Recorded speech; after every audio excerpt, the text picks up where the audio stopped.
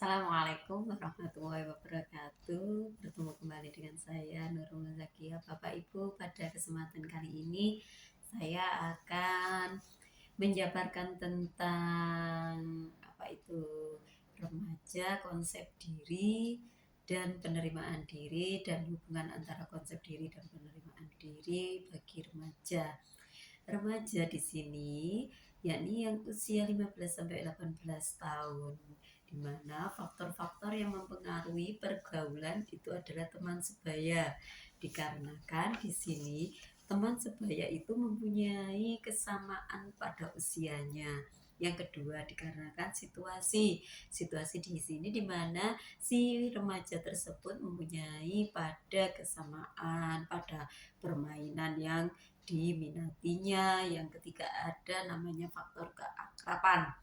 Yang keempat, yakni ada namanya faktor kognisi. Sekarang kita beranjak kepada apa yang dinamakan dengan konsep diri. Konsep diri adalah cara pandang individu terhadap dirinya sendiri yang didapatkannya dari penilaian-penilaian orang lain dan lingkungannya.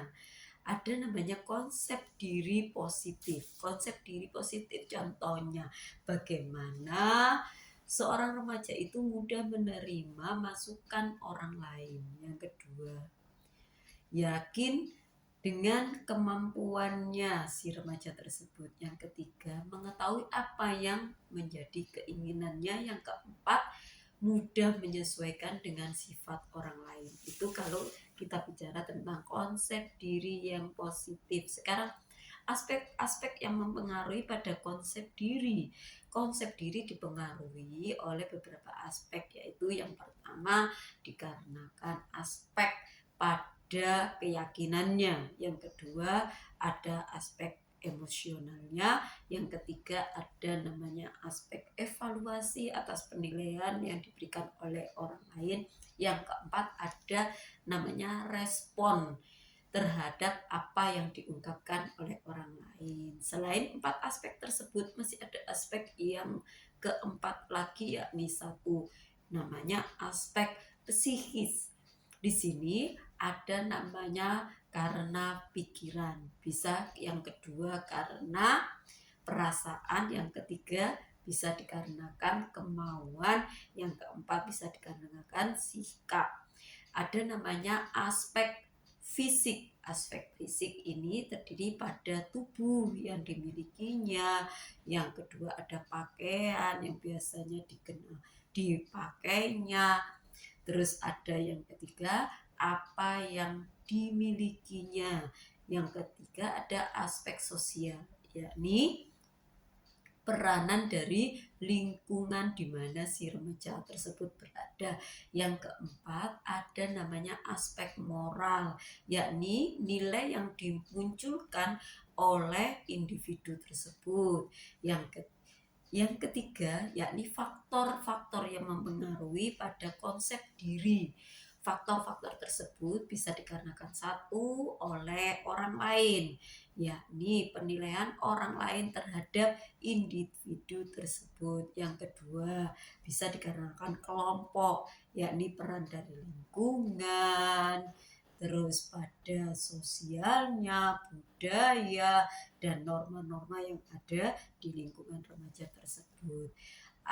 Itu tadi kita bicara tentang faktor-faktor yang mempengaruhi konsep diri. Selain itu ada juga faktor yang mempengaruhinya pada konsep diri, ada namanya kemampuan fisik, yakni kondisi fisik yang dimiliki oleh individu tersebut.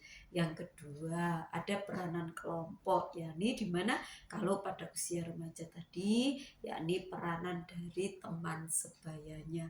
Yang ketiga ada peranan keluarga, di mana si remaja tersebut berada.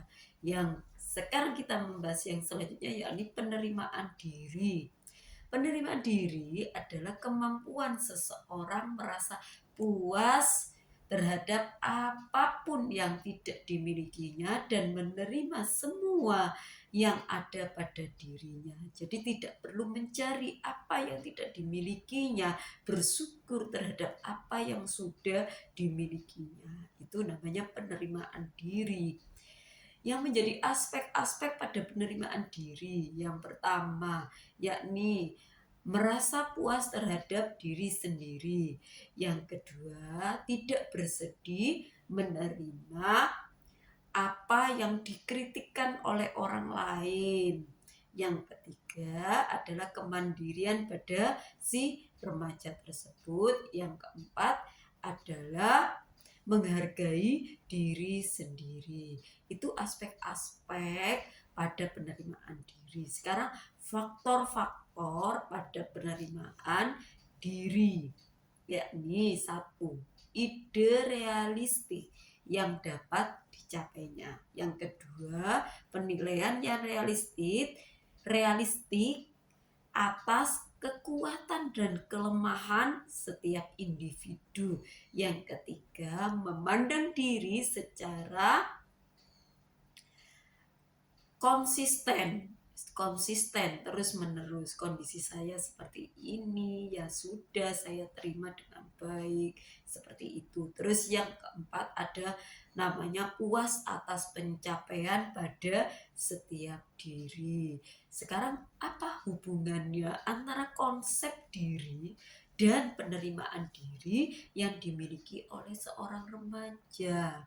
Konsep diri positif itu bisa diperlihatkan pada kondisi optimis, berani untuk mencoba hal yang baru, berani sukses sekaligus berani gagal, percaya diri dan merasa berharga.